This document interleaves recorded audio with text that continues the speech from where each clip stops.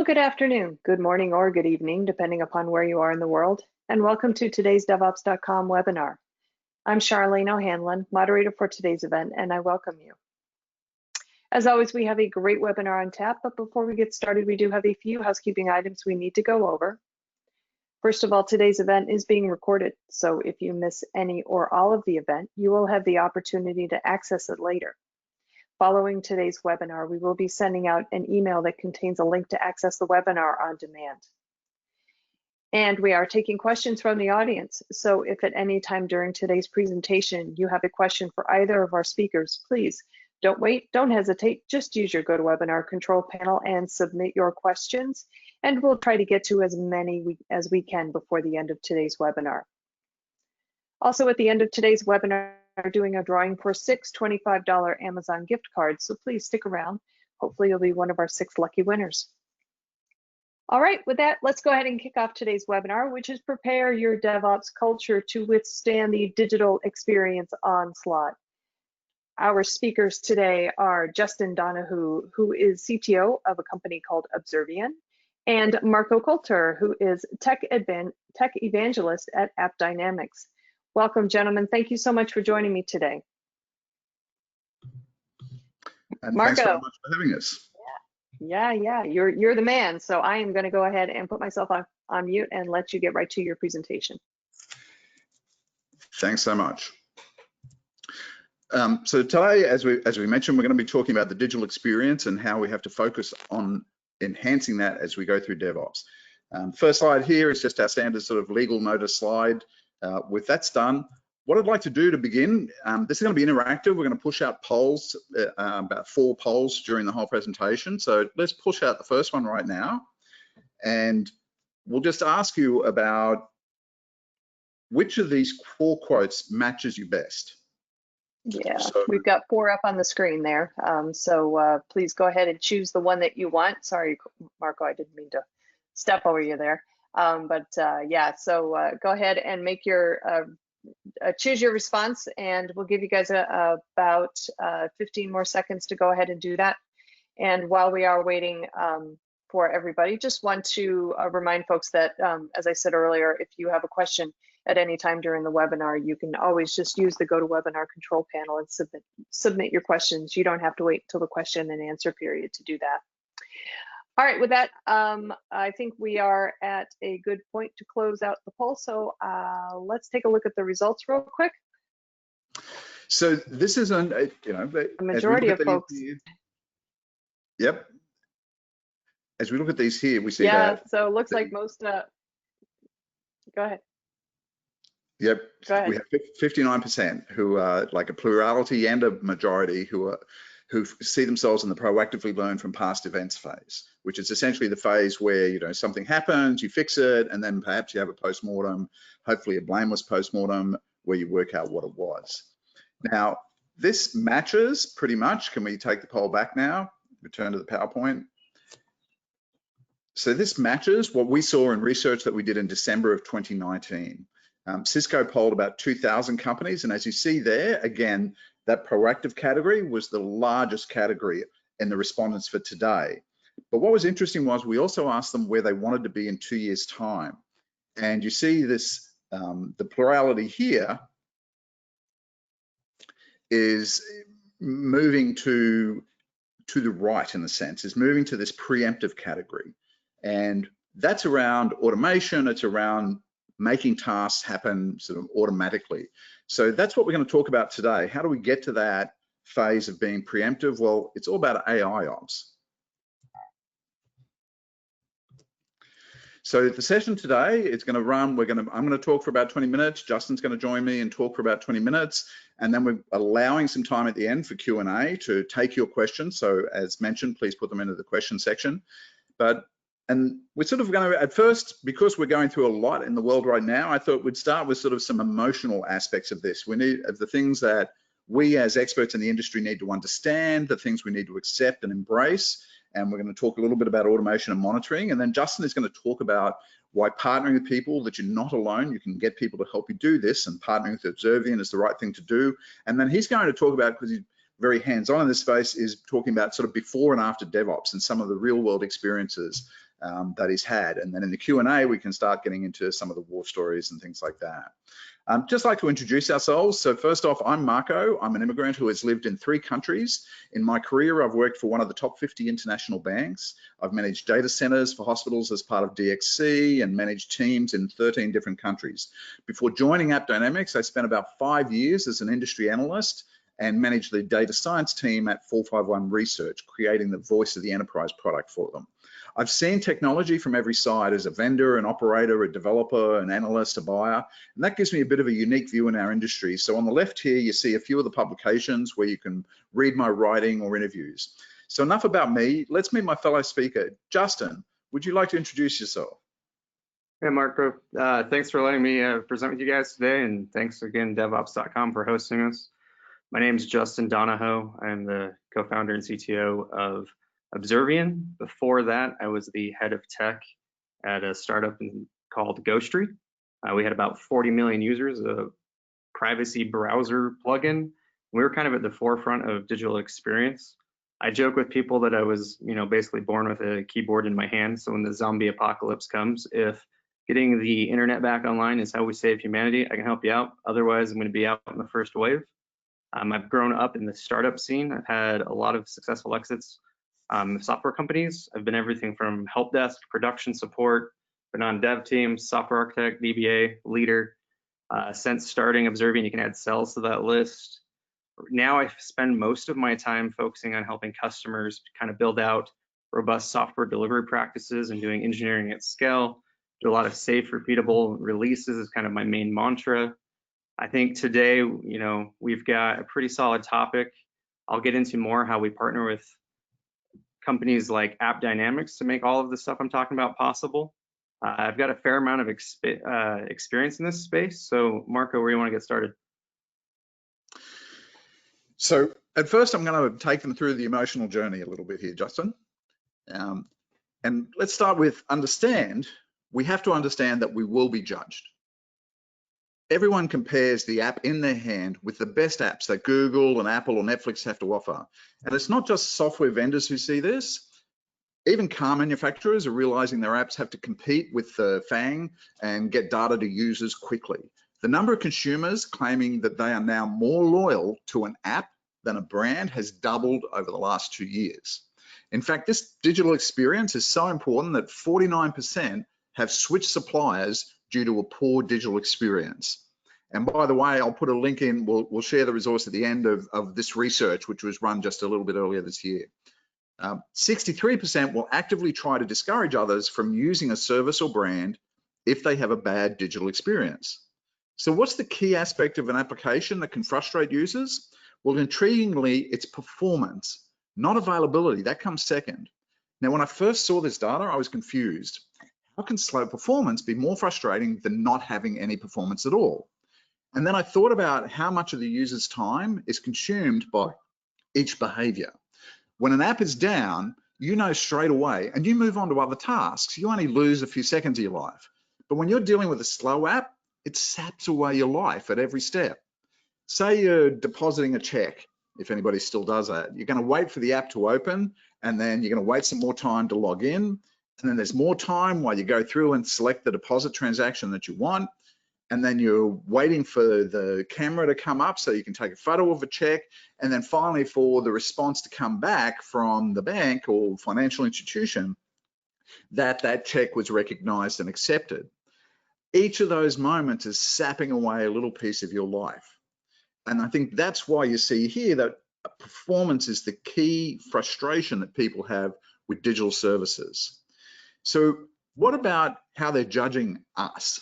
Well, consumers choose retailers according to how quickly they can understand a product how quickly they can get access to a product or service without visiting a store. 63% say that. And they pick even their bank based on the ability to perform all transactions digitally, such as depositing a check. Now, interestingly, over the next 3 years, 85% of consumers expect to select brands based on the variety of digital services they provide. So whether they can get to that brand through web and mobile and connected devices and IoT and so on. So the digital experience is a key criteria in choosing a vendor, and that is impacting the nature of technology. So the study that I'm going to send you later on, it was published in May 2020, just a few weeks ago. And the research was taken during the middle of the pandemic. So we're able to ask people questions about how that was changing their attitudes. 88% state that the digital customer experience is now the priority. So this is asking technologists now, right? Their world has changed, our world has changed. However, we are facing challenges in delivering seamless customer experiences, especially, with the pandemic bringing spikes in website traffic and things like that. So 80% were challenged in delivery because they lacked a unified visibility and insight into the performance of the technology stack and correlating that to its impact on customers. So today, Justin and I will talk about how we can help in this space. So first, a bit like a Zen master, I'm going to take you through these emotional stages so you understand that you will be judged, but first you have to accept something. You're going to have to accept that you need automation. You cannot do it all yourself. You cannot code or script your way out of this by yourself. There is just too much. It's not possible. There are too many containers and VMs and microservices and legacy systems. It's not humanly possible to cope with all of this manually. Artificial intelligence and machine learning can help, and that's why I want to talk about AI Ops. So if we start with a quick definition, what is AI Ops? If I say AI Ops is about applying AI and ML to operations, that doesn't really help you much. So I like to think of it this way. It's the next generation of monitoring. It brings automation, performance, and service management under one holistic approach. Now you can read a sort of more technical definition here, but the key of AI Ops is what it will take off the plate of DevOps engineers. So at this time, I want to ask you another quick poll question. For the folks out there, can we push out the next poll, please? So it's a pretty simple yes/no question. Have you manually set health rules or thresholds for a performance monitor? You should see the yes/no answer in front of you there. Great, I'm seeing some responses come in. I'm just going to pause for a few seconds while we let some more people swap screens and click on the response.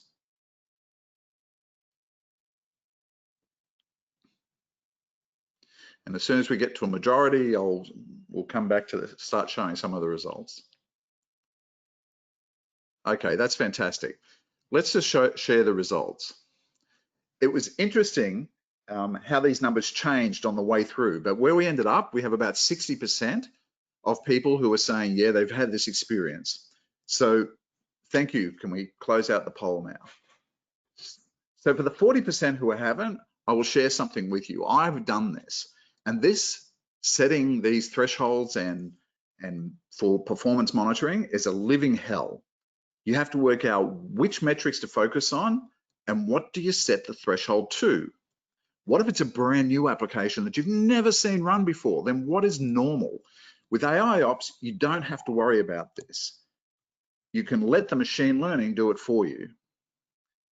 So how do we do that? Well, there are two ways that AppDynamics AI Ops identify normal. The first is historical, right? It's somewhat the easiest way. So at 9 a.m., a login storm is normal. Everyone's getting to work, but the same thing happening at 3 p.m. on Wednesday, well, that's an anomaly. It could be a network outage and everyone's having to reconnect in, or maybe it's a denial of service attack coming from the side somewhere. So historical is just looking at prior experience and working out, yeah, this is normal at this time of day, at a different time of day it would change. The contextual is the smart one. This looks at the metrics. If you look at the metrics on the right here, lots of metrics often track together or in opposition to each other. And the threshold here is set to watch for those context changes. So, if they're tracking together, the world is good. But if one of those sort of metrics that normally tracks together suddenly doesn't, then you have an anomaly. Now imagine trying to manually set a threshold for that sort of context. When metric 1 peaks and metric 2 spikes, then metric 3 should spike at the same time or else you have an anomaly. That's an extremely complex thing to do and you don't want to have to do it manually. Now, contextual correlation is about watching the metrics around the metric. A simple example here is bandwidth network bandwidth, and transactions per second. When these metrics track together, even if they change from historical norms, the previous few days on the chart here, then from the sort of historical norm, but if they're still tracking together, so you see here that both metrics are going up, then that's okay. Life is good, life is normal, and you shouldn't get an alert storm from it. It just means your load increased. Maybe marketing finally had a great campaign that generated customers coming to your website. But what if that changes? Now we see the contextual misalignment. One moves and the other is flat. Now you have an anomaly. You want an alert for that. You need, you have more transactions coming in, but the network bandwidth usage is not going up. You're choking on the network and you need to assign more bandwidth to this application. As we're looking at metrics in this way, and of course, it would be a mistake to only think about system metrics here. When you load it with business metrics so that the machine learning models can learn the relationships between all of the different numbers and metrics being stored, then when you load it with the business metrics, you can correlate it and detect business anomalies as well. So consider the scenario where everything that supports your application, the servers, the application code, the databases, all of those bits and pieces, they're all under load, but just below the alert thresholds. The system will look green like this, right? Because each individual piece of it is just under the threshold to change color. But consider the customer experience. The cart transaction bounces across each of these components. And instead of the usual median response time for each step, it's getting the maximum response time, but still within the range for each step, but the maximum for each step. All those extra milliseconds add up, and the business transaction, the customer digital experience that they care so much about, is actually so slow that they're abandoning carts. Now, watching the system metrics will not see that. You also need to track and measure the overall business transaction. So here we see that we're looking at the amount of revenue that the transactions are producing, and that is outside the norm. Orders placed has dropped to what it usually is at this time of day. We will change these business metrics to red and highlight them for you so you know you need to take action and respond to this. The question is that once you reach this stage that you're taking action, then what caused this anomaly? You now want to work out where the problem lives. And of course, that's what we call root cause analysis. Now, some don't like that term because there are often multiple causes, but let me get away with using it for now. Think of the steps that go into RCA, root cause analysis. Normally, you're going to start a war room, you get every person and their dog in the war room, you go into log dives, and you're collating metrics. AIOps will give you root cause analysis directly, or even better than that, it will give you a short list. Now you have an insight, the knowledge of where to fix things. And the next step is then, with the short list like these causes here, is you need to take action. So that brings me to the central nervous system. We identified that you weren't going to buy all of your products from us and that we needed a partner program to connect our solution as the central nervous system to your entire environment. So what we sorted out, we start with giving visibility to all these domains on the left here: business, user experience, applications and infrastructure, and of course, network and security. You bring all these together into a centralized core so that the machine learning models can do their thing in this cognition engine to auto baseline and correlate them. You cannot correlate if the data is still in silos. You have to bring it together for the AI to see the patterns for anomaly detection and automated root cause analysis. And that's the insight section here. And then you need to take action. We want to be able to build systems of intelligence and to give you intelligent applications and infrastructure so that they are self-configuring, self-healing, self-optimizing, and so on. So you understand now that you will be judged and you accept that you need automation. For that automation to be effective, you have to embrace a concept. You have to embrace your need for unified monitoring. Yes, this is a need for your enterprise, but it's also a need for your career as well. Research from the DevOps Institute shows experience with monitoring has moved up. Monitoring experience is now considered a must-have skill by 39% of hiring enterprises. Now, some people ask around this stage when I'm in a conversation, yeah, I have a monitor tool here and over there, and isn't that enough? And to answer that, we need to take a quick look at how applications changed in the last decade. As the customer experience simplified, application complexity exploded. We sort of started off with on-premise type gear, and then we moved to on-premise cloud or private cloud. We expanded that and we started running things in the public cloud. Now the challenge here is that each of these things, and by the way, now we're running multi-cloud, each of these things came with its own monitor. So in each environment, you have each different pieces, but you see I put question marks in there of like, how do you bring it all together so you can see it overall? Well, one of the challenges is having to log into each of these monitors, looking for the component in trouble, or something like this. So this is just one of the sample dashboards that we've created, bringing an entire business and technology environment together on one screen. Obviously you're going to put this up on a screen in your ops room or something like that, or your call center, so you can see straight away where you have issues in your environment. This is the ops visibility that I was mentioning. With this sort of unified monitoring, you can now do some pretty cool things like release verification, watching the performance of new versions being rolled out. So you can even do this in staging or test environments to help you identify issues before they hit the user. You can also use this for blue, green, or canary deployments. APM gives you the real numbers to support your go forward or rollback decisions. And Justin will talk about that in a little bit. We have many customers using this for cloud migration as well. When you're migrating to cloud, you're going to run in a hybrid environment. Some services in the cloud, some still on-prem, and some even spanning both for the duration of the migration.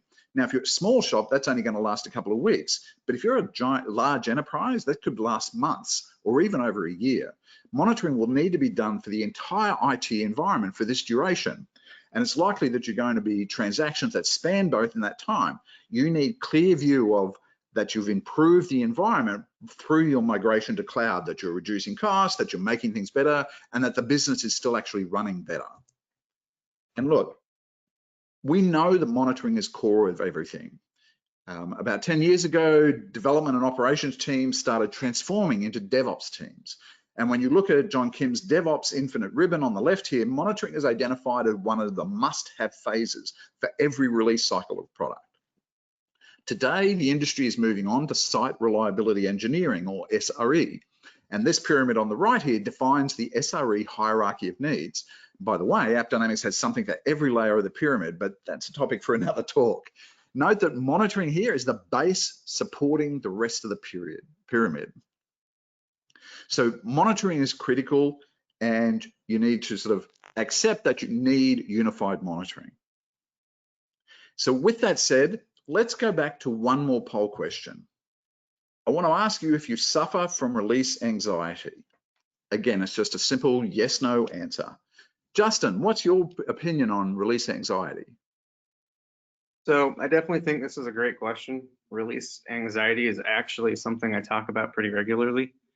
One of the things that I try to get people to understand is if releasing is scary and or difficult, it means they're going to avoid it, and it's going to happen less often, which means we're going to start getting bigger releases because we're going to take more and more time between releases. So now, not only do we already hate them, but because we're waiting, we're introducing bigger releases, which means more risk entering into production, which actually makes the releases get worse, which increases release anxiety. Does that make sense? Absolutely. So where we like to focus is helping our customers reduce the friction of software releases. I'll get back into this concept a little bit later because release anxiety is a very real thing. I see it all the time. So let's just look at the results from the poll. That's a pretty telling number. Yeah. I'm kind of glad, like I'm not glad for you, but I hope my talk will help you maybe with release anxiety.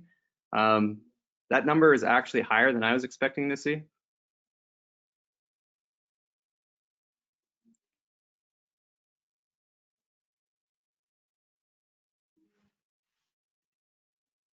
So before I get too far down the path of my talk, let me just kind of introduce who Observeian is, just so you can kind of get an idea what we're about. So we're an advanced AWS partner and a premier Google partner. We started hyper-focused on the cloud, which is still a really big part of what we do.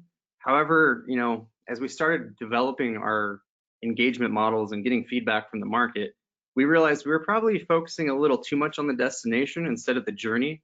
So what we really do now is try to meet customers where they're at in this digital experience journey and how they're responding to it, and meet them where they're at and help them build to it and dig their way out of this. The original concept, when I was talking with Jason, when we were trying to figure out, starting Observeian, was actually from my previous experience at Ghostery, where we were a digital experience company, and we were on the forefront where we were helping customers analyze the third parties on their websites. And that means we were basically scanning 40+ million web pages a week with these massive clusters in AWS and giving customers their digital experience score. We had different customers where we'd see things like mixed content warnings would increase shopping cart abandonment. Slow performance was the biggest cause of people leaving shopping carts. Stuff like that. You'd have a third-party JavaScript tag that somebody in marketing added for some campaign. They forget to turn it off. Later down the road, we have an outage. Oh yeah, it's because that tag broke. So like when you start integrating all these technologies, it gets really complicated. That's why you need something like AppDynamics to really kind of help you out. So one of the other things that we ended up doing while I was at Ghostery that kind of led to wanting to start a company doing this is we were scanning so much and serving up ads in the ad tech ecosystem to try to help, Digital Advertising Alliance, behavioral advertising, like right to be forgotten. Like we were early in GDPR as well. Well, the internet doesn't turn off. And so our costs were going up and to the right. We got up to almost $500,000 a month in cloud spend. And myself and some others, after some fun fundraising and layoffs, we'll call it, we're able to reduce that number to about $150K a month, which translates to roughly $4 million a year in savings. And that whole experience just kind of sucked, but we learned a lot. And it made me think, I really wish there was more people that could help me. Because like when I spin up AWS for the first time, I just need an email. There's no guided tour. I don't get Clippy that jumps up and is like, hey, let me show you how to do this. It's more like if I click the wrong button, there could be 10 grand out the window. So kind of where we focus is a lot on cost optimization. That's kind of our origin. I personally spend a lot of my time in like the DevOps and container space and a lot of application observability. I help with cloud migrations. But at our core, you'll see that we have the word digital transformation, because digital transformation is pretty much impacting all of us. It doesn't matter what vertical we're in. I'm assuming everybody on this webinar is either in the middle of doing a digital transformation project, they just finished one, or they're thinking about starting one. Like this demand for digital experience excellence from our customers is impacting literally everybody. So if we jump ahead kind of into our approach at Observeian on how we help customers solve this problem, there's just a few things I want to call out. This stuff can be really hard, but it doesn't have to be. You're not alone. There's people and tools that can help you out. And without having a solid foundation in your software development practice, it's near impossible to react to the consumer demands of digital experience. And it's also not something that we have to try to build in a day. We can progress our way through it, and I'm going to get into that a little bit more. We at Observeian are very much educators as much as we are hands-on doers. So our approach is, we'll do some assessments, plan and execute with you, but we'll also do more of a mentorship. And then some of our customers are more like, no, just do it for me. So we've got different models. But again, we have the infinity ribbon as well. At the end of the day, what we care about is safe and repeatable releases. What we're trying to help our customers do is get their engineers spending more time on business value code and not tooling. Because I really don't think your customers are paying for you to develop monitoring. They're probably paying for something like online banking, right? So jumping into, just some other advantages. I'm not going to sit here and just read this slide to you. I've kind of already touched on it with like our experience. A couple high level points I just want to make with why I think you should consider working with a cloud partner is it gives you access to a group of experts with a widespread exposure to varying use cases. And feel free to use our partner statuses to your benefit. We can unlock partner funding from the major cloud providers to either help you with migrations, POCs, application modernization. Spend a lot of time in that space. I help customers go to Kubernetes or serverless. And sometimes it's even just doing a lift and shift because they got to get out of a data center that's shutting down or whatever. Going into kind of where do we get started on addressing this digital experience problem that's pretty much beating us all in the face. Let me start out with a pyramid, just like Marco had one. This is the concept of your enterprise application stack. And this is where we try to begin engagements with customers, but in varying stages of the journey, we get them in different areas. But at the high level, you need to have a solid enterprise foundation. Think of things like, this is where we're going to set up, IAM permissions if we're in the cloud. We're building out your network backbone. We're doing monitoring, central logging, and automation, and that's the big one. Automation is a key theme that keeps coming up today. Marco kind of dove into how AppDynamics uses automation to get your teams to focus on the problems that matter and keep you out of trying to obsess over metrics that just don't matter or trying to baseline yourself. It's like, let's use ML to do that. So at Observeian, we try to help customers build that out on day zero, so their first exposure with the cloud is a little more pleasant than what mine was. From automating your network, we start out with Terraform, and then we'll go all the way to building safe and repeatable pipelines with various tools that I'll get into in a little bit. Moving up the pyramid, if you will, when we start talking tech stack, what we're really talking about is services. So think managed services and platforms. If I'm in Google, it's GKE. If I'm in Amazon, it's EKS. If I'm talking Kubernetes, it's Compute Engine and EC2. If I'm talking VMs, it's really the platforms and tools that you're using to build your applications. Let's just think of them as like the service Legos that we put together to then have a nice foundation for our applications. And then obviously apps is the whole reason we're here today talking about the impact of this. This is why we have jobs, right? This is the whole reason we're doing this. We're hosting to provide services or make money. The areas I'm going to focus on today and for the rest of my talk kind of integrate with the technology stack, and they straddle over the enterprise foundation. Tools like AppDynamics and concepts like CI/CD pipelines. This slide is where I'm going to kind of start with the way Observeian approaches this problem. I'm assuming everybody on this call is going to have various levels of experience with DevOps. Let's talk about just what we do, right? So DevOps isn't something that you can just buy. It's a culture and a mindset. And because of that, it means something different to everybody. So I want to introduce you to kind of the concept of a DevOps MVP that I try to help customers build.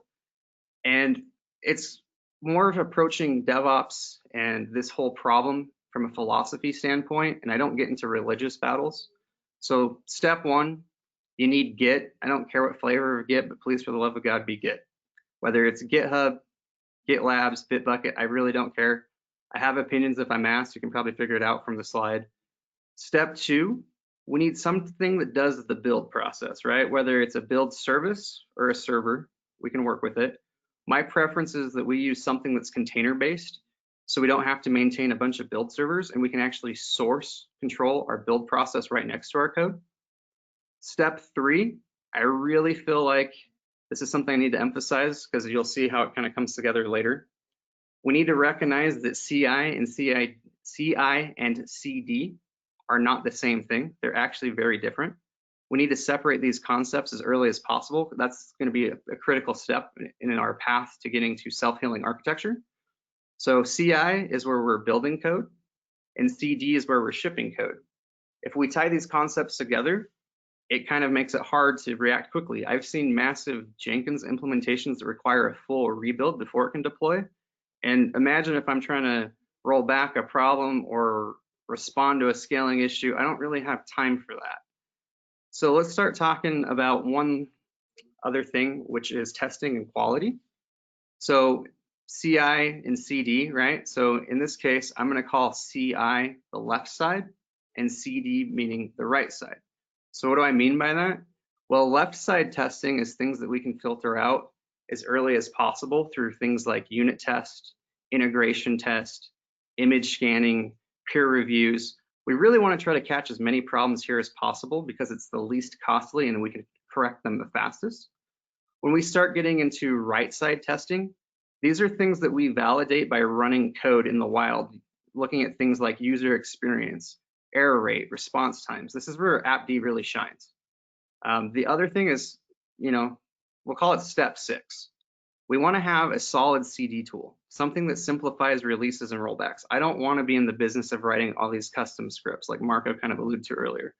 We're going to have systems that are spinning up containers, spinning down containers. Let's just have a tool that just does it like that's what they specialize in. And then lastly, towards the bottom, I want people to understand how powerful Git can be for change control management. This is a framework that we use for more than just releasing software. We use it for things like infrastructure as code. We can do it for serverless pipelines. We can even do it for monolith applications that are going in and out of VMs. But we can also use it for things like Kubernetes objects. Like Git ops is a movement because Git is just that good at doing things. So that's kind of how we approach DevOps. And assuming we're working with DevOps.com, I'm assuming everybody understands the importance of the need for DevOps. But I just want to kind of walk through real quick a story that I think most of us can relate to of why we do all this and why we need DevOps. And it's at the core, it's a movement that started as a way in the early days to respond to the demands of digital experience excellence and this onslaught that we're all being tasked with. So these are some metrics from my own personal story. I'm hoping some of them will resonate with you. So on the left, we were a team that was throwing bodies at shiny objects. And we were just trying to get that next release out, right? So if you want a good visual of what this looks like, imagine you've got a pool of software devs that are tackling problems like little kids playing soccer. Nobody's playing their position. They're just chasing where the ball is. Got to get this release out, got to finish this feature, got to do this break fix. There's a good chance, and you can bet on it, that we had workflows that were waterfall, or had these massive expectations, and we'd go off and we'd start coding them. We didn't have a lot of check-ins. There wasn't, really that agile. It was pretty much pre-DevOps, right? So you'd get a mixed result. Sometimes you'd hit the mark and it was pretty costly, and sometimes you wouldn't. So the whole concept of releasing software quickly so we can get immediate feedback is where I'm going to take this conversation. Our engineering and operations were very siloed, so hearing things like works on my box and just throwing it over the wall was pretty normal. We were doing quarterly releases, which in today's world is just unbelievably slow. Like releasing multiple times a week, a day, an hour isn't unheard of anymore. This is a direct result of the digital experience boom that we're all in the middle of. If you're a team member sitting on one of these teams that likes to throw bodies at shiny objects, you're in a constant state of firefighting. It's super stressful and releases just suck. They get so bad that people hate doing them because of release anxiety, which means we put it off. So when we do a release, our releases get bigger. And the more change, which increases more risk entering production. And it looks kind of like the photo down at the bottom, like nobody knows what's going on. It just sucks. So let's kind of, get out of that mindset. I'm going to just quickly show you, this slide. I have it look old on purpose. This is Agile Development. It's a proven fact. People have been doing this for years. And everybody knows that we need to implement DevOps, but not everybody understands how or why. But I think they understand the reason driving it, which is this digital experience. So after DevOps comes into your organization, you might get something that looks like this. This is directly from one of my stories, where we start to have roadmaps for each product line. We start to have dedicated co-located teams that are less little kid soccer and more self-sufficient, that they can release on their own. Engineering and operations start to blend together, so they're working on the same team instead of like clear separation. That's where we get actual DevOps. And some of those seams in our organization, depending on size, is figuring out the whole CI/CD process, how much is dev driven, how much is infrastructure driven. We have proven techniques that work in the industry. And one of the things I like to call out is I don't feel like we have one single source of truth that has just kind of made up and say, here's doing it. It's a community collaboration. The Spotify culture video really covers this concept really well if you want to learn more information about that. So the results are, we start releasing more often with consistent results, and releasing is no longer scary. So now we're able to focus and respond to the user experience instead of fighting against ourselves. We start to get into this transformation where digital experience has impacted us so much that we've gone and we've restructured our entire way we do our workflows. We've ripped our organizations apart. We start building these different teams, trying to just keep up with this demand. Well, you thought release anxiety was already bad. when we were deploying single monolithic applications. But being as we've gotten better at releasing, we start to spend more time and energy into building more distributed architectures and teams that allow us to respond even faster. We're moving more and more workloads into the cloud. We're designing workloads that respond to immediate demand instead of being provisioned for peak at all times. So we have workloads in some cases that might only exist for a few minutes. This is creating more and more complexity. But if you remember, our customers have set the expectation that it's got to work always. Like downtime is just not something people accept anymore. Slow websites, people don't really tolerate. The old mindset of chasing shiny features to cut corners has been proven wrong. No one remembers when a product or feature launches. Like think about it without Googling it. What day did Facebook launch, YouTube, or even your own product? I'll kind of let you in on a little secret. Nobody cares. But everybody cares when apps like these go down and they start blowing up Twitter and in some cases start using your service or product altogether. So where do we go from here?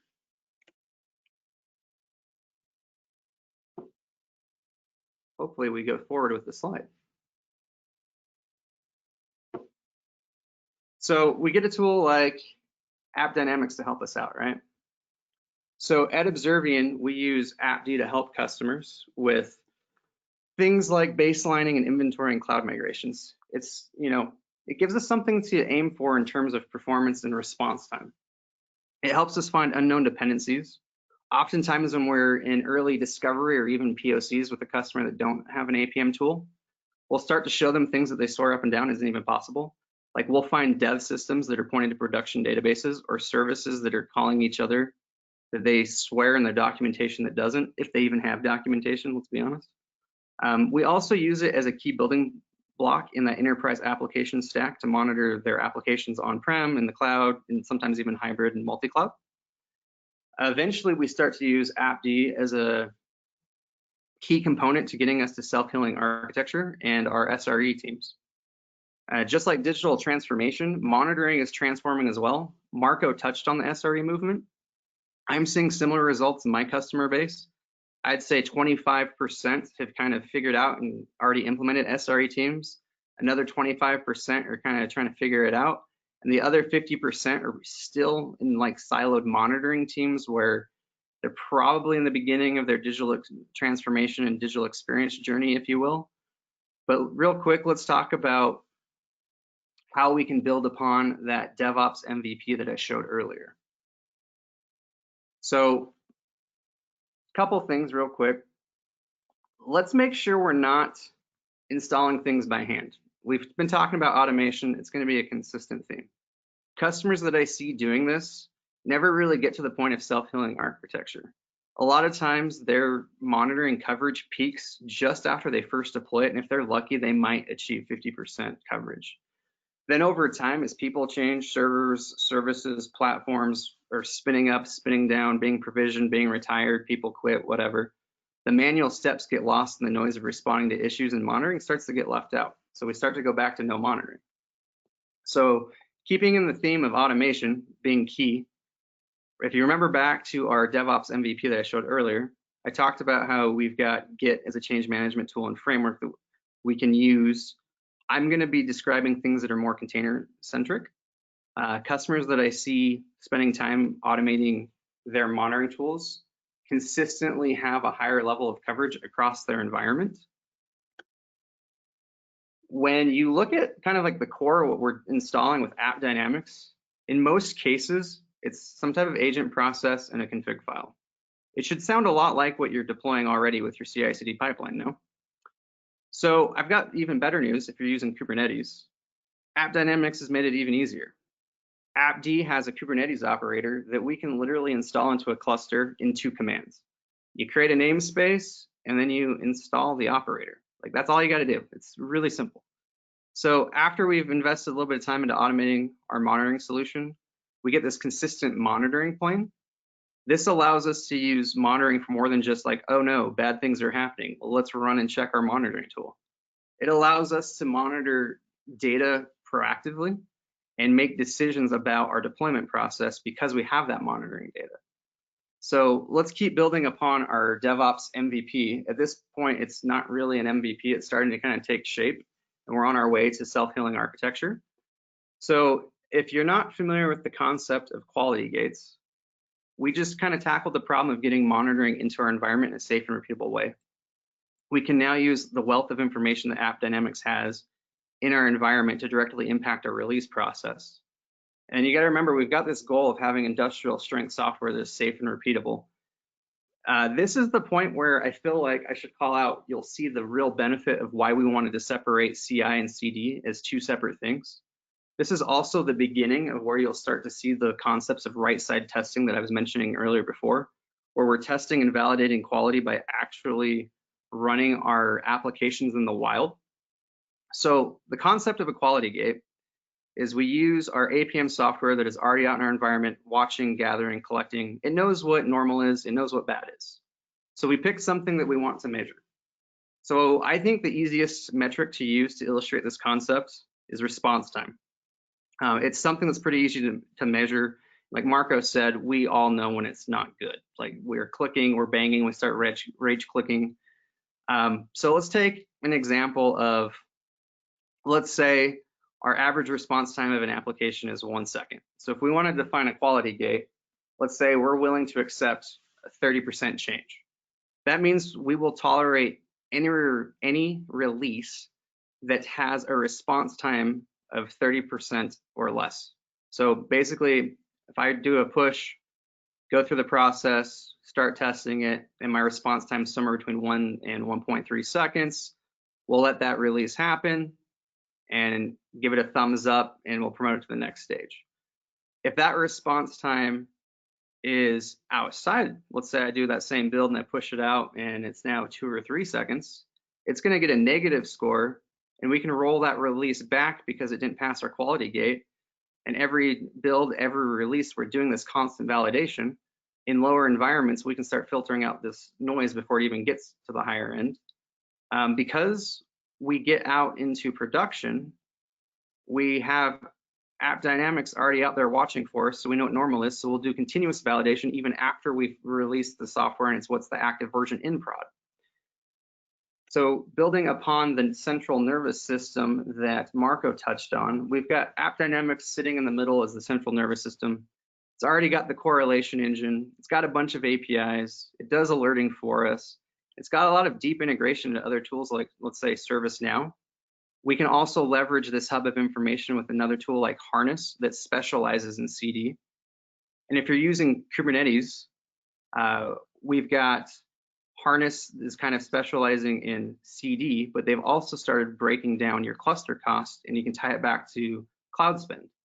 So using Harness, we can really simplify our CD process to not be a bunch of custom scripts, and we can integrate it directly into AppD, because AppD, again, is the foundation to making this thing all possible.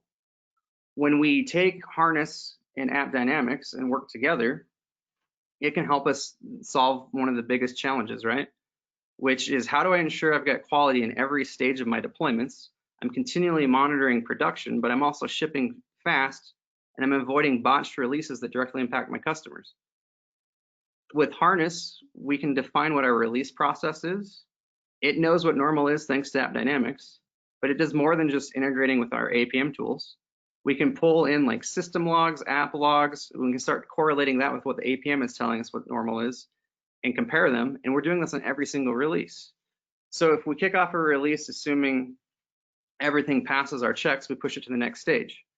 Then let's say we promote it to the dev environment, to a higher environment, and AppDynamics starts reporting an increased error rate or degraded response times. We can stop that release right there and go fix it. And this allows us to address and respond to customer impacting issues before they ever make it into production.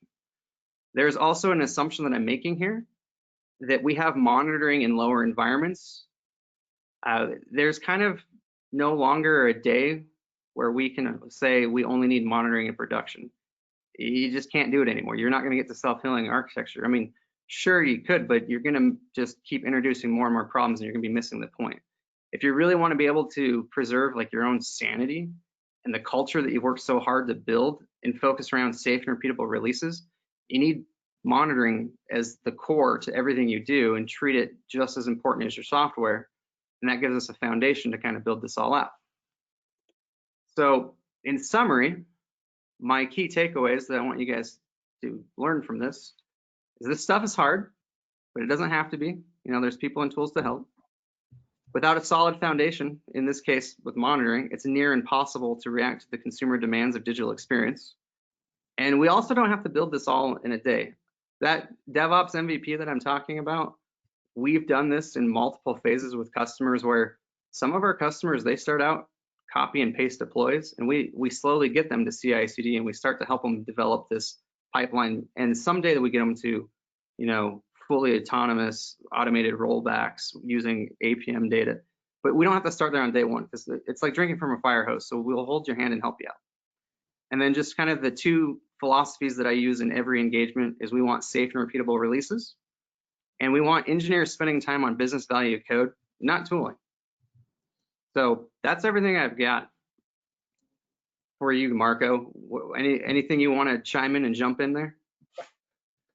Probably too much. But what I'm going to do is just let's throw one last question out there. So before we get to the Q&A phase, I'm just going to throw one more poll question out there. And this is to understand who we've got listening to us. So we've got, you know, we've still got quite a number of people out there. So this question is about what would be your wish if you could, you know, wish one of these things, and I'm going to force you to pick one. What would be the one that you'd pick today? So I'm going to leave it up there for a moment or two while those answers come in, so you can swap to the screen and click on the answer for yourself. I know it's going to take a second to think about each one, of just to balance them out and work out your priorities. So we'll leave this one up for, you know, a little bit longer than the other polls. There was several things you were talking about in there, Justin, which I just thought was fantastic. You know, the aspect of, I love the concept of kids playing soccer. I thought that was a great visualization for it. And the separation of CI and CD being such, you know, that's a really critical thing for the success of some of these new approaches and new architectures. I'm just going to wait a moment more for the answers to come back on the poll. While we're waiting, I do want to remind the audience, we do have a couple minutes for question and answer period. So if you have a question, go ahead and use the GoToWebinar control panel and submit it. Yeah, and what I was saying is I'm still kind of shocked at the poll results to release anxiety. There's almost 80% of people were saying that release anxiety is a real thing for them. I was surprised that, you know, I'm more the other way. I was surprised that there was like 15–20% people who said it wasn't. I mean, I still, you know, it's that huge difference of for me, it was always a gut feeling, the feeling in my gut just before I'm clicking to run the script that was going to trigger everything, or click on that button that's going to deploy into production, of just that moment of like, am I ready? And, you know, when I started my career a few decades ago, I was not ready. You know, I brought down when I used to live in Australia, I managed to bring down a national bank in Australia, the entire savings banks. Luckily, I did it, you know, in those days we would, you know, the Friday deployment thing you were mentioning earlier, of just like, we were deploying, you know, first thing on a Sunday morning, so that it never really hit the headlines. But, you know, ever since then, I've always had a backup plan. I've always had ways of recovering from some of these things. But God, I understand that feeling, man. Do you remember doing deployments without source control, where somebody would copy and paste to a folder? They're like, oh, I'm good, I know what I'm doing. And then like rollback it's so much fun. What rollback? You're really creating a new version. Like, you're just starting again from scratch. You're like, okay, we've got to rebuild it now. Yeah, and then now it's an all-nighter, or that famous, like, I don't know how many times this has happened to other people, but let's just pick on SQL Server. Like, so we got SQL Server Management Studio. There's plugins now that you can like color them different, but you got two tabs open, one's production, one's development, and they do a drop table and they swear they're in development, and suddenly they just dropped a production table, and we're now getting pizza and sleeping bags because we're not going home. So one of the things, I was in a conversation about SRE this morning, and we got talking about what is the personality type. So not the technology skills, but the personality type you're looking for it. And I sort of think, I watch people over the first couple of days of them doing training labs, and the person who, using iTerm 2, you know, the person who sets up a profile lab for a training lab that they're remote connecting into straight away, so that they don't have to remember what the URL is or anything like that. They just create a profile, it's automated, they click on it, it connects and it secure shells into that machine straight away. That's sort of the personality type you want, somebody who immediately solves some particular task by automating it. So let's pull the results out now. We've got a good number in there. And we're seeing a nice spread of people between the different sorts of wishes. I'm seeing a plurality here for automating sort of resource usage to matching load, and that brings home this whole thing that we have to accept automation. We know we can't do it with anything else. And then of course, diagnosing code in production is an interesting one. I didn't mention on the way through, but with the AppDynamics tool, we have a thing called Deep Code Insight, which actually allows you to do that in production, that you can sort of jump into a production code running on production environment and sort of watch the variables go by. Of course, we need GDPR protection and things like that, but so these are fascinating. Yeah, but it's really cool when you get Deep Code Insights wired up to like a Git bucket. You can actually pull right into the line of code that's executing, and it'll take you into Git, for example, and you can go look at like where that error message is throwing or what that value was. It's really cool, right? It's just very slick stuff, and very helpful. Anyway, I'll go back to the PowerPoint slides now, just for a quick wrap up. And get your questions in there now. Basically, we have a couple in there already. So just bringing it all together, emotionally, the side that in preparing yourself for this digital experience world, you need to understand that customers are judging you. It doesn't sound nice, but it's the reality. And of course, we're all doing it. You need to accept that you need automation to survive, which is what the poll pretty much showed just a few seconds ago. Embrace your need for unified monitoring. Dtrace is great, but it's not, it's not a survival mechanism in today's world. Realize that there are people and tools to help. The reason we partner with fantastic companies like Observeian is they just have such a broad, people like Justin and the other people in his team, they have such a broad experience of different things. When I was running data centers, I generally bought through partners and worked with partners for two reasons. One, they had an awareness of helping me negotiate with companies and bring in different pricing for me on software and technology. And then the second one is that they were walking into other people's environments all the time. Now, if I had the time, I would do that myself, but I don't. I had a day job running the computer center. So that experience is a phenomenally powerful thing to bring into your environment so that people can just suggest, hey, why don't you try this? I saw it work somewhere else.